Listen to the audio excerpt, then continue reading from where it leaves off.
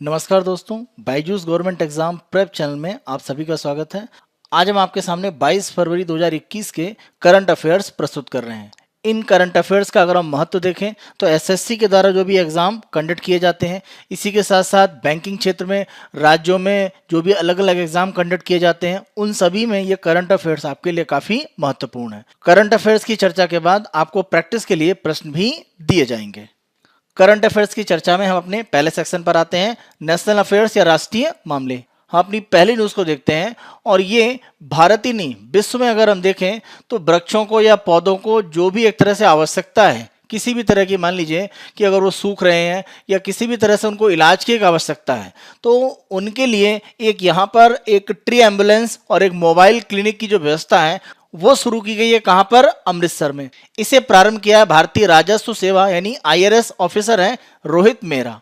और रोहित मेहरा ने अमृतसर में इसकी शुरुआत तो करी है, उसके पहले भी आप ध्यान रखें कि इन्हें लुधियाना में एक तरह से ग्रीन मैन के नाम से जाना जाता है। तो इन्होंने लुधियाना में जो भी वेस्ट प्लास्टिक है, लगभग मान के चलिए 70 टन के आसपास जो प्लास्टिक की बॉटल्स हैं, उनका उपयोग करके वर्टिकल इस तरह के जो गार्डन है उनकी स्थापना की थी लुधियाना में। इसके पहले भी पर्यावरण को लेकर काफी बड़े स्तर पर उनके द्वारा कार्य किए गए हैं। आप यहाँ पर इमेज देख सकते हैं, रोहित मेहरा। तो ये विश्व की पहली ट्री एम्बुलेंस और क्लिनिक है जो पेड़ पौधों के स्वास्थ्य के संबंध में अगर किसी भी तरह की सूचना उनको, जो भी एक कॉल सेंटर उन्होंने लगाया है वहां पर अगर आती है, तो वो अपनी जो सहायता है वो कोई भी पेड़ पौधा जो एक तरह से खत्म होने की कगार पर है या उसको संरक्षित किया जा सकता है, उनके संबंध में इनके द्वारा कार्य किए जाएंगे। तो आप ध्यान रखें, विश्व की पहली इस तरह की ट्री एम्बुलेंस और एक मोबाइल क्लिनिक की व्यवस्था पंजाब में अमृतसर में शुरू की गई है।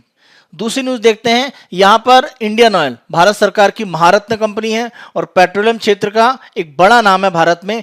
इनके द्वारा नॉर्वे की एक कंपनी है ग्रीन स्टेट, उनके साथ समझौता किया गया है। तो इंडियन ऑयल का ये जो समझौता है, उद्देश्य यहां पर यह है कि एक सेंटर ऑफ एक्सेलेंस यानी हाइड्रोजन पर उत्कृष्टता केंद्र की स्थापना करना, जो हाइड्रोजन को ईंधन के रूप में स्थापित करने के लिए विभिन्न प्रकार के अनुसंधान करेगा।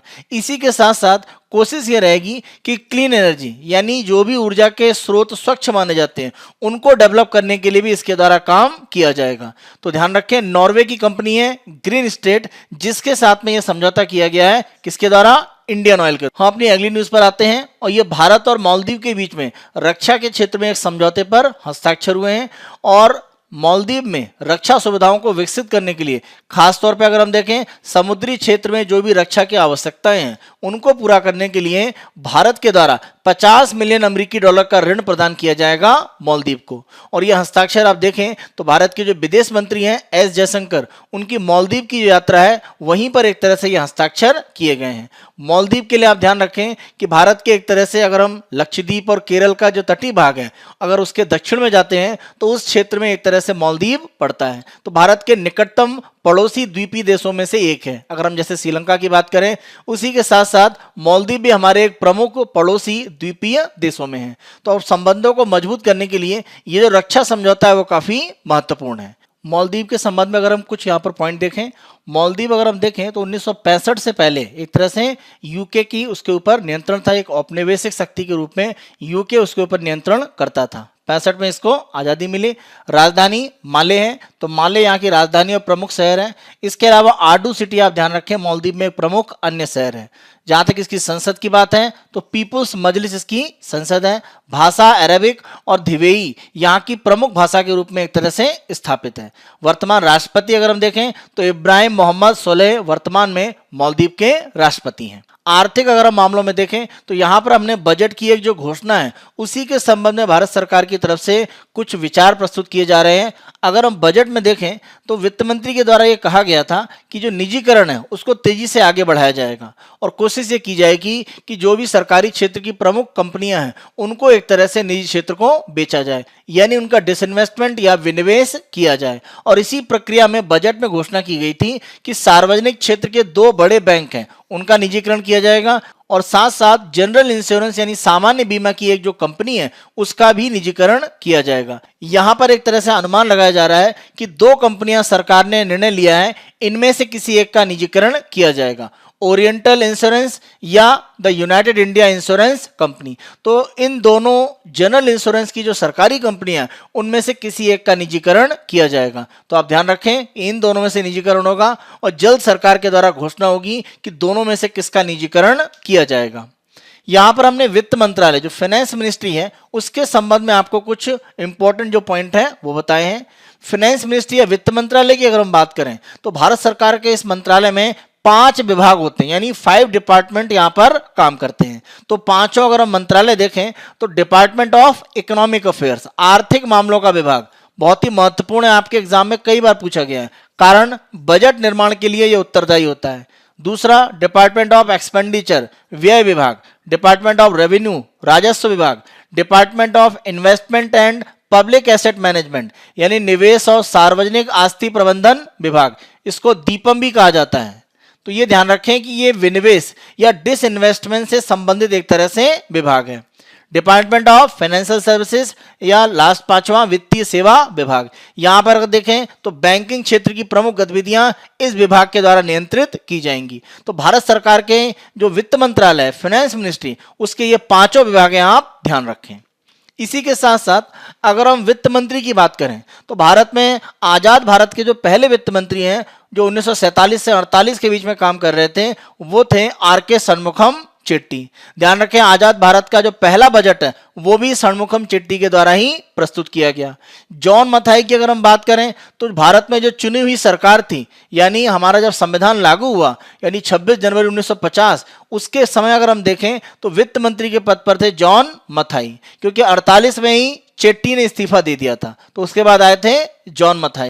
पहली बार कोई महिला भारत में वित्त मंत्री बनी हो तो ये इंदिरा गांधी के साथ में जुड़ा हुआ है। ध्यान रखें कि 1969-70 में प्रधानमंत्री रहते हुए उन्होंने अतिरिक्त कार्यभार के रूप में वित्त मंत्रालय का कार्यभार भी लिया था और बजट भी प्रस्तुत किया है। तो आप ध्यान रखें कि पूर्णकालिक वित्त मंत्री नहीं थी, कार्यभार उन्होंने प्रधानमंत्री के साथ साथ वित्त मंत्री का भी लिया हुआ था। निर्मला सीतारमण के लिए आप ध्यान रखें कि फुल टाइम यानी पूर्णकालिक भारत की पहली महिला वित्त मंत्री हैं और 31 मई 2019 से कार्य कर रही हैं। अंतर्राष्ट्रीय समाचार में हम देखें तो महत्वपूर्ण न्यूज है कि जो पेरिस जलवायु समझौता है उस समझौते में यूएसए फिर से शामिल हो गया है। आप ध्यान रखें, डोनाल्ड ट्रंप के शासनकाल में पिछले वर्ष नवंबर 2020 में अमेरिका ने अपने आप को पेरिस जलवायु समझौते से अलग कर लिया था। जो बाइडेन के द्वारा राष्ट्रपति बनने से पहले ही जब एक तरह से चुनावी प्रक्रिया चल रही थी, उनके द्वारा यह बयान दिया गया था कि अगर वो चुनाव जीतेंगे तो अमेरिका को पेरिस जलवायु समझौते में वापस ले जाएंगे और उन्होंने इसको एक तरह से यहां पर वादा निभाया है और 19 फरवरी 2021 की डेट से अमेरिका फिर से पेरिस जलवायु समझौते में शामिल हो गया है। इस समझौते को अगर हम देखें तो बहुत महत्वपूर्ण हो जाता है। कारण यह है कि इस समझौते के द्वारा जो भी यहां पर देश हैं उन देशों से एक तरह से उम्मीद की जा रही है कि विश्व में जो ताप वृद्धि हो रही है, जो ग्लोबल वार्मिंग है, उसको 2 डिग्री सेंटीग्रेड से नीचे रखना है और कोशिश ये करनी है कि 1.5 डिग्री सेंटीग्रेड से अगर नीचे रहे तो ये सबसे अच्छा है। तो इन प्रयासों के लिए एक तरह से जो पेरिस जलवायु समझौता है वो काम करता है।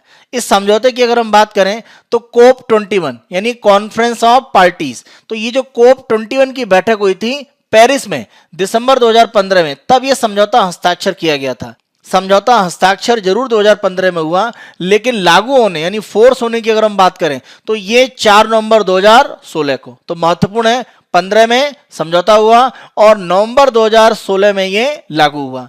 इस समझौते को अगर हम देखें तो 196 भागीदार देशों ने इसमें हस्ताक्षर किए हैं। इस समझौते का सबसे महत्वपूर्ण बिंदु यह है कि जितने भी देश हैं सभी को एक तरह से नेशनली डिटरमाइंड कंट्रीब्यूशन यानी राष्ट्रीय स्तर पर जो निर्धारित योगदान है उसके बारे में एक आंकड़ा देना पड़ेगा, यानी आने वाले समय में वो किस तरह से ऊर्जा खपत को नियंत्रित करेंगे जिससे कि जो ताप वृद्धि हो रही है उसको नियंत्रित किया जाए। तो यहां पर आपको भारत का महत्वपूर्ण आंकड़ा ध्यान रखना है। तो भारत ने भी अपना एक तरह से लक्ष्य घोषित किया है और भारत ने लक्ष्य यह घोषित किया है कि 2030 तक जितना भी एक तरह से उत्सर्जन होता है जीडीपी के अगर हम स्तर की बात करें तो 2005 में जीडीपी के जितने स्तर पर उत्सर्जन किया जा रहा था उसमें भारत 33 से लेकर 35% की कमी लाएगा। कब तक? 2030 2030 तक। तो ये परसेंटेज आपके लिए काफी महत्वपूर्ण है कि भारत 2030 तक 2005 के स्तर पर जीडीपी के अनुसार जो भी हम एक तरह से उत्सर्जन कर रहे थे उसमें हम 33 से 35% की कमी लाएंगे। तो भारत के साथ साथ अन्य जो देश हैं उनके भी लक्ष्य बने हुए हैं। तो एक लक्ष्य के द्वारा उत्सर्जन को कम करके, खासतौर से हम बात करें कार्बन डाइऑक्साइड, मीथेन, ऐसी गैसें जो तापवृद्धि या ग्लोबल वार्मिंग में प्रमुख रूप से योगदान देती हैं, उनको रोकने का एक तरह से प्रयास करना है। तो अमेरिका इस समझौते में दोबारा शामिल हो चुका है। अगले सेक्शन पर हम आते हैं, राष्ट्रीय और अंतर्राष्ट्रीय प्रमुख व्यक्तित्व। तो हमने यहां पर एक अंतर्राष्ट्रीय व्यक्तित्व लिया है, राफेल ग्रासी। ठीक है, राफेल ग्रासी की बात करें तो अर्जेंटीना के डिप्लोमेट हैं और 3 दिसंबर 2019 से ये IAEA यानी इंटरनेशनल एटॉमिक एनर्जी एजेंसी, अंतर्राष्ट्रीय परमाणु ऊर्जा एजेंसी के महानिदेशक के रूप में काम कर रहे हैं। IAEA का हेडक्वार्टर कहां पर है? इसका हेडक्वार्टर ऑस्ट्रिया की राजधानी वियना में है। अंतर्राष्ट्रीय परमाणु ऊर्जा एजेंसी की अगर हम बात करें तो स्थापना 1957 में की गई और इसका जो विचार है यानी इस तरह का संगठन होना चाहिए जो परमाणु ऊर्जा के बारे में एक नियंत्रण दुनिया में स्थापित कर सके। इसके बारे में जो सबसे पहली बात है वो अमेरिका के पूर्व राष्ट्रपति हैं आइजनहावर, उनके द्वारा 1953 में जब वो संयुक्त राष्ट्र संघ की आम सभा को संबोधित कर रहे थे तब उन्होंने एक बयान दिया था और उनका वो भाषण कहलाता है एटम्स फॉर पीस यानी शांति के लिए परमाणु। तो इसी भाषण में उन्होंने इस तरह के संगठन की बात करी थी। तो 53 में उन्होंने विचार दिया और 1957 में अंतर्राष्ट्रीय परमाणु ऊर्जा एजेंसी का गठन कर दिया गया। तो परमाणु ऊर्जा को लेकर अंतर्राष्ट्रीय स्तर पर नियंत्रण करने की यह संस्था है। वर्तमान में इसके महानिदेशक हैं राफेल ग्रासी। कहां से संबंधित हैं? अर्जेंटीना से। बुक्स और अवार्ड्स के सेक्शन में हम देखें तो हमने यहां पर कुछ प्रमुख बुक्स ली हैं और बुक्स कैटेगरी में हमने स्पिरिचुअलिटी यानी अध्यात्म से संबंधित जो प्रमुख पुस्तकें हैं उनको यहां पर हम डिस्कस कर रहे हैं। जैसे अगर हम पहली बुक को देखें तो ऑटोबायोग्राफी ऑफ ए योगी, ये परमहंस योगानंद के द्वारा लिखी गई बुक है। दूसरी हम देखें तो भारत के एक प्रमुख दार्शनिक माने जाते हैं जे कृष्णमूर्ति, तो उनकी बुक है फ्रीडम फ्रॉम द नोन। अगली हम देखें the monk who sold his Ferrari, robin Sharma. अगली हम पुस्तक देखें तो ये इनर इंजीनियरिंग, ये पुस्तक अगर हम देखें तो सदगुरु जग्गी वसुदेव की ये पुस्तक है। इनर इंजीनियरिंग काफी महत्वपूर्ण है, आप ध्यान रखें। अगला देखें प्रॉफिट, ये पुस्तक है खलील जिब्रान की। और यहां पर हम देखें तो दलाई लामा, उनकी पुस्तक है द आर्ट ऑफ हैप्पीनेस। तो ये कुछ प्रमुख पुस्तकें हैं जो स्पिरिचुअलिटी या अध्यात्म से संबंधित हैं, इनको आप ध्यान रखें। अगले हम अपने स्पोर्ट्स सेक्शन पर आते हैं। यहाँ पर खेल समाचारों को देखते हैं तो प्रमुख रूप से जो खेल समाचार है वो ऑस्ट्रेलियन ओपन का एक तरह से जो अंतिम टाइटल यानी मैन सिंगल्स यानी जो पुरुषों का एकल खिताब है उसकी अगर हम बात करें तो रविवार को खेला गया जो फाइनल था उसमें सर्बिया के नोवाक जोकोविक ने रूस के डेनियल मेडवेडेव को एक तरह से फाइनल में हराया और ये खिताब जीता। तो उन्होंने ये खिताब 9वीं बार जीता है और ऑस्ट्रेलियन ओपन को किसी भी व्यक्ति के द्वारा जीतने का ये एक रिकॉर्ड है। 9वां खिताब ऑस्ट्रेलियन ओपन का नोवाक जोकोविक को मिला है। इसी के साथ साथ अगर हम टोटल ग्रैंड स्लैम की बात करें, 4 ग्रैंड स्लैम आप जानते हैं, पहला ऑस्ट्रेलियन ओपन, उसके बाद फ्रेंच ओपन का पार्ट, तीसरे पर विंबलडन और चौथे पर यूएस ओपन। तो इन चारों ग्रैंड स्लैम का अगर हम देखें तो सबसे ज्यादा जो खिताब है वो 2 खिलाड़ियों के पास है, स्विट्जरलैंड के रोजर फेडरर और स्पेन के राफेल नडाल, दोनों के पास 20-20 ग्रैंड स्लैम है। अब तीसरे नंबर पर आ गए नोवाक जोकोविक, उनके पास 18 ग्रैंड स्लैम हो गए हैं अगर हम 2021 के इस ऑस्ट्रेलियन ओपन टाइटल को मिला दें। जोकोविक के द्वारा 9 टाइटल जो ऑस्ट्रेलियन ओपन में जीते गए हैं उनको अगर हम देखें 2008 में 11, 12 और 13 में लगातार है, उसके बाद 15, 16 में और पिछले 2 वर्ष से लगातार यानी 19, 20 से हैं और 21 से। तो इसके पहले भी वो लगातार 3 वर्ष जीत चुके हैं, 2011, 12 और 13, अब 19, 20 और 21। तो नोवाक जोकोविक का ये 9वां टाइटल है और ये एक रिकॉर्ड है, इसे आप ध्यान रखें। एक लास्ट सेक्शन पर आते हैं, let's talk about some important facts. तो यहां पर हम अलग अलग क्षेत्रों के जो कुछ महत्वपूर्ण तथ्य हैं वो आपको बताते हैं। आज हम विश्व की प्रमुख जो जनजातियां हैं उनके संबंध में यहां पर चर्चा करेंगे। तो जनजातियां किस क्षेत्र से या किस देश प्रमुख से संबंधित हैं वो आपको महत्वपूर्ण रूप से पता होना चाहिए। जैसे हम पहली जनजाति को देखें, हादजा, ये तंजानिया में अफ्रीका महाद्वीप से संबंधित है। पिग्मी की अगर हम बात करें तो कॉन्गो बेसिन में है। देखिए कॉन्गो बेसिन मतलब कॉन्गो नदी का जो क्षेत्र प्रमुख रूप से, तो इसमें कॉन्गो का इलाका आ जाता है और अन्य जो अफ्रीका के देश हैं वहां पर भी ये फैला है, लेकिन प्रमुख रूप से कॉन्गो के क्षेत्र में। मसाई बहुत महत्वपूर्ण है, आपके एग्जाम में कई बार पूछी गई है। ये केन्या के क्षेत्र में, किक्यू ये भी केन्या की प्रमुख जनजाति है। बर्बर की अगर हम बात करें तो Morocco, Tunisia, Algeria, Libya, Egypt, यानी एक तरह से आप देखें तो अफ्रीका का जो उत्तरी भाग है वहां पर प्रमुख रूप से ये विस्तारित है। डिंका ये दक्षिणी सूडान के क्षेत्र में पाई जाती हैं। जूलू की अगर हम बात करें तो ये दक्षिण अफ्रीका का प्रमुख जनजातीय समूह है।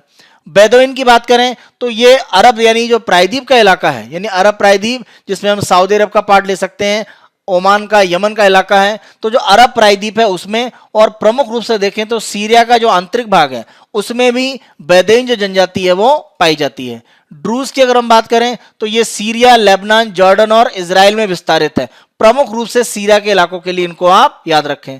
कुर्द की बात करें तो कुर्द लोगों के द्वारा अपने जो भी इलाके हैं उनको मिलाकर कुर्दिस्तान की मांग की जाती है, और प्रमुख रूप से वो सीरिया और तुर्की के इलाकों को मिलाकर कुर्दिस्तान की मांग करते हैं। इसको लेकर कुर्द लोगों का तुर्की और सीरिया से विवाद है। तो ये सीरिया और तुर्की में विस्तारित है। जनजाति क्या है? कुर्द। यजीदी अगर हम देखें तो ये उत्तरी इराक के पार्ट पर है। देखिए, इराक के क्षेत्र पर जब इस्लामिक स्टेट का नियंत्रण था तो उस समय यजीदियों पर काफी बड़े पैमाने पर अत्याचार किए गए। तो इसी कारण से ये जो जनजाति यजीदी है ये काफी महत्वपूर्ण रूप में एक तरह से सामने आई थी। ये जनजाति पूर्वोत्तर साइबेरिया यानी साइबेरिया का उत्तरी पूर्वी क्षेत्र जो रूस का भाग है, प्रमुख रूप से आप कह सकते हैं एशिया क्षेत्र में ये जनजाति पाई जाती है। कोरियाक्स की अगर हम बात करें तो रूस का जो एक तरह से सबसे पूर्वी इलाका दूर का है जो एशिया के क्षेत्र में आ जाता है, इसीलिए रूस का सुदूर पूर्व, फार ईस्ट कहा जाता है, कोरियाक्स। याकूत की बात करें तो ये भी रशिया के साइबेरिया क्षेत्र में। उगहार की अगर हम बात करें, बहुत महत्वपूर्ण है क्योंकि चीन में इनके ऊपर बड़े पैमाने पर अत्याचार किए जाते हैं। तो ये दक्षिणी झिंजियांग में, खासतौर से तारिम बेसिन में एक तरह से रहते हैं। कहां पर? चीन में। बडागा की बात करें तमिलनाडु में, भारत में। गोंड जनजाति की बात करें तो ये मध्य भारत के सेंट्रल इंडिया का पार्ट है, वहां पर प्रमुख रूप से विस्तारित है। इरुला तमिलनाडु के क्षेत्र में। इसी के साथ साथ कोडावा की बात करें तो ये कोडागु कर्नाटक के क्षेत्र में। कोटा जिन्हें कोठार या कोप के नाम से भी जाना जाता है, ये तमिलनाडु के क्षेत्र में। कुरुबा आंध्र प्रदेश, कर्नाटक, तमिलनाडु और दक्षिण भारत में विस्तारित हैं। कर्नाटक में काफी प्रमुख रूप से रहते हैं, लेकिन ये सभी राज्यों में विस्तारित हैं। टोडा प्रमुख रूप से तमिलनाडु में। मिश्मी अरुणाचल प्रदेश में, पहाड़ी का नाम भी है। अरुणाचल प्रदेश में और भी जनजातियां आप ध्यान रखें तो पहाड़ियों के नाम पर ही है, मिरी, अबोर और एक और ये मिसमी। तो आप ध्यान रखें, मिरी, अबोर, मिसमी ये अरुणाचल प्रदेश की प्रमुख जनजातियां हैं। भोटिया और लेपचा ये कहां की? सिक्किम की। वेदा की बात करें श्रीलंका। Semang Malaysia. कैरेन की बात करें तो प्रमुख रूप से म्यांमार, और ये कुछ थाईलैंड के क्षेत्रों में भी पाए जाते हैं। तो ये पहाड़ी जनजातियां हैं, प्रमुख रूप से म्यांमार। शोम्पेन की बात करें तो निकोबार द्वीप समूह में, भारत के पार्ट पर। जारवा दक्षिणी अंडमान और मध्य अंडमान द्वीप में। ओंग जनजाति की बात करें तो लिटिल अंडमान में पाई जाती हैं। अगली जनजाति देखें सेंटलीज, ये नॉर्थ सेंटिनल द्वीप कहां पर? अंडमान में, वहां पर स्थित है। दयाक की बात करें बोर्नियो, मलेशिया और इंडोनेशिया का क्षेत्र है जो बोर्नियो में, वहां पर। एटा की अगर हम बात करें तो लुजोन यानी फिलीपींस का जो लुजोन द्वीप है वहां पर। एनु होक्काइडो जापान का जो एक द्वीप का हिस्सा है, जापान हम ध्यान रखें 4 प्रमुख द्वीप का हिस्सा है, होक्काइडो, होन्शु, क्यूशु, शिकुकू। तो उसी में जो होक्काइडो द्वीप का पार्ट है जापान का, वहां पर एनु जनजाति पाई जाती है। बास्क की अगर हम बात करें तो यह प्रमुख रूप से स्पेन की है, और इनके द्वारा स्पेन से अलग होकर एक नए देश की बात भी की जाती है। बास्क सेपरेटिस्ट मूवमेंट की अगर हम बात करें तो स्पेन में काफी मजबूत रूप से आगे रहा है। तो बास्क को आप ध्यान रखें कहां पर? स्पेन। और इसी के साथ साथ अगर हम इन्यूट और मैटिस की बात करें, कनाडा के क्षेत्र में प्रमुख रूप से पाए जाते हैं। तो ये कुछ प्रमुख जनजातियां हैं। आने वाले भागों में अन्य जनजातियों को जो प्रमुख रूप से बची हुई हैं उनको भी हम डिस्कस करेंगे। जो आज डिस्कस की गई है उनको आप ध्यान रखें। हमारे इस डिस्कशन के आधार पर जो प्रैक्टिस क्वेश्चन है उनको आप देखिए। पहला क्वेश्चन देखते हैं, in which city world's first tree ambulance and mobile clinic is started? किस शहर में दुनिया का पहला ट्री एम्बुलेंस और मोबाइल क्लिनिक शुरू किया गया है? Ludhiana, Amritsar, Chandigarh, Mohali. For developing hydrogen as source of clean energy, Indian Oil has made agreement with Green State Company which belong to। Hydrogen को स्वच्छ ऊर्जा के स्रोत के रूप में विकसित करने के लिए इंडियन ऑयल ने ग्रीन स्टेट कंपनी के साथ समझौता किया है, जो संबंधित है। आपको देश बताना है, Iceland, Spain, Germany, Norway. Which is the capital city of Maldives? Maldives की राजधानी है Port of Spain, Abuja, Kigali, Male. Finance ministry has departments. यहां पर आपको फिल इन द ब्लैंक से एक तरह से रिक्त स्थान दिया गया है, तो आपको बताना है कितने एक तरह से विभाग होते हैं वित्त मंत्रालय में। Which department is responsible for budget preparation in India? Bharat में बजट तैयार करने के लिए कौन सा विभाग जिम्मेदार है? डिपार्टमेंट ऑफ रेवेन्यू, राजस्व विभाग, डिपार्टमेंट ऑफ एक्सपेंडिचर, व्यय विभाग, डिपार्टमेंट ऑफ फाइनेंशियल सर्विसेज, वित्तीय सेवा विभाग, या डिपार्टमेंट ऑफ इकोनॉमिक अफेयर्स, आर्थिक मामलों का विभाग। छठवां देखिए, Paris climate agreement came into force from which year? Paris जलवायु समझौता किस वर्ष से लागू हुआ? 2015, 2016, 2017 या 2018? Director general of IAEA belong to which country? IAEA के महानिदेशक किस देश के हैं? यानी अंतर्राष्ट्रीय परमाणु ऊर्जा एजेंसी के जो महानिदेशक हैं वो किस देश से संबंधित हैं? जर्मनी, स्पेन, ब्राजील या Argentina? Which is incorrectly matched? यहां पर आपको बताना है बुक और राइटर कौन से गलत मैच हैं। Autobiography of a yogi, Paramahansa Yogananda, freedom from the known, J Krishnamurti, the art of happiness, Dalai Lama, prophet, Robin Sharma. नौवां देखिए, 2021 Australian Open is the record title of Novak Djokovic. 2021 Australian Open Novak जोकोविच का record कौन से नंबर का खिताब है? यानी आपको बताना है यहां पर जो रिक्त स्थान है फिल इन द ब्लैंक में कि कौन से नंबर का खिताब है जोकोविक का, जो उन्होंने इस वर्ष का ऑस्ट्रेलियन ओपन ग्रैंड स्लैम जीता है। 9, 8, 7 या 6? यानी 9वां टाइटल है, 8वां है, 7वां है या 6वां? और लास्ट क्वेश्चन देखिए, विच इज इनकरेक्टली मैच्ड? यहां पर आपको जो जनजातियां हैं और जो देश है उनका मिलान देखना है कौन सा गलत है। Vedda Sri Lanka, Basque Spain, Maasai Kenya, Inuit Norway. तो ये हमारे 22 फरवरी 2021 के करंट अफेयर्स थे। जो भी आपको क्वेश्चन दिए गए उनके आंसर आप कमेंट बॉक्स में दीजिएगा। Byju's government exam prep channel को आप बेहद पसंद कर रहे हैं, अधिक से अधिक संख्या में लाइक, शेयर और सब्सक्राइब अवश्य करें। Thank you.